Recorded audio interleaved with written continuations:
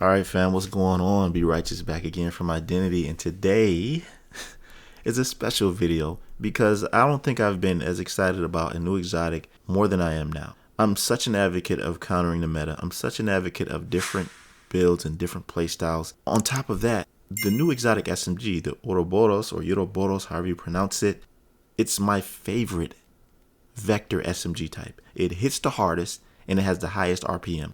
I used to make crazy builds with that SMG variant alone. So I want to talk to you about it because I don't think you really understand how devastating this is going to be for the community to have for PvE and PvP. It's like the perfect weapon for both play styles, no matter what you decide to play. So first of all, let me tell you, there are some good exotics and some good gear coming into the Division 2 this patch. And I'm going to be honest, I thought that I was going to be the most excited about the new 𝐥𝐤 gear set. But to be honest, when I played it in the PTS, it was a little bit underwhelming. And I'm not going to sit here in front like it was all that. It felt like it was too situational. In order to really bring back the fantasy of Firecrest, you have to actually embrace what it was. You have to have it auto-target the enemy. And I think that's the secret sauce, man. When you just throw it down there and it just spins around in a circle autonomously and eventually just runs out, there's not much versatility that comes with that. And I think that's what makes it situational, even though that spread is crazy. You guys are so hell-bent on not bringing back things from the past. Why wouldn't you change such a minuscule aspect of the turret? This is a small change. Just let it auto-target and let us be able to have a little more control. On top of that, the Iron Lung LMG. I love that weapon, and I believe that it's not really supposed to be used with 𝐸𝐴𝑚 gear set, because all it does for its exotic talent is set enemies on fire after a certain amount of time. So you better off utilizing it with something that doesn't have fire. You know what I'm saying? But that's not what this video is about. Okay, I'm getting off track. Let's talk about this new exotic SMG. First of all, it's the Vector SBR variant. It has this drum magazine, and that was one of the cons that the Vector SBR had, the small ammo amount in the magazine. Now you have more ammo, you have more crit, and on top of that you have this beautiful exotic talent called Rule Them All. What a name, right? When the agent has a status effect applied to himself, 50% of the ammo in their next magazine will apply the same status effect to their targets. This effect will only occur during combat. Not too much, not too little. This is the perfect talent. Now, you may not understand how significant this is for the PvP community and people who are just tired of the toxicity with whatever status effect there is. And there's a balance between this, because usually when they bring out weapons or gear, it's either to the left or the right too strong. You either made this too strong for the status effect users, which in turn makes it really hard for the DPS players to fight it, and vice versa. You make DPS players too strong, and then skill builders and status effect users can't do anything about it. But this right here bridges the gap, because both playstyles can use this weapon and be effective. You can use it in a way where you put status effects, and I'm giving y'all a little secret. I'm giving y'all builds already. You could put it in a way where you stack status effects, and whenever you get applied with a status effect by the enemy, then you just dish out a crazy amount based on what you have stacked on your build. You can make it pure skill build and just use it for utility. You can make it pure DPS build and utilize the status effects whenever you get hit with it. I can go on and on with this, but what I'm saying is that foam used to be the meta as far as using it against other players in the DZ or conflict or whatever. Maybe people still use foam, but I was corrected in my last video when I say, yo, foam is the meta. They try to use foam on you and burn you down, but the Ouroboros is going to be able to take that and dish it back. But they said, nah. The meta is not foam anymore. The meta is shock. So we're back to the shock turret era from Div 1, huh?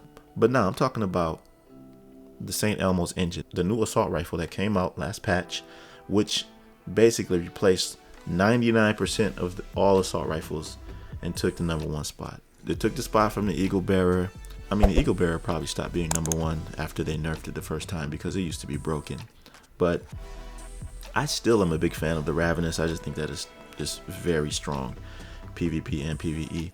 But the St. Elmo's engine is really high up there because all it does is shock you, and all you have to do is shoot the weapon. So if you don't have shock resistance or Has Pro, you're done for. And you don't find a lot of people stacking these hazard protection builds because it takes a lot to do that. I mean, even with the Ninja Bike backpack, you're giving up some crit in order to really satisfy the need to be immune to all of this stuff. Some people just want to play, stack crit damage, crit chance, and call it a day.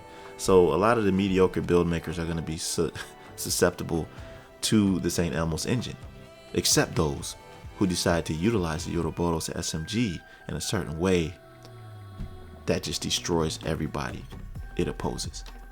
I mean, it's just a great SMG overall. It deals really great base damage because of the variant SMG it is, and you don't have to do anything but play. Status effects are all around in the game. NPCs deal status effects, players deal status effects. They're all around. You're always going to be susceptible to it.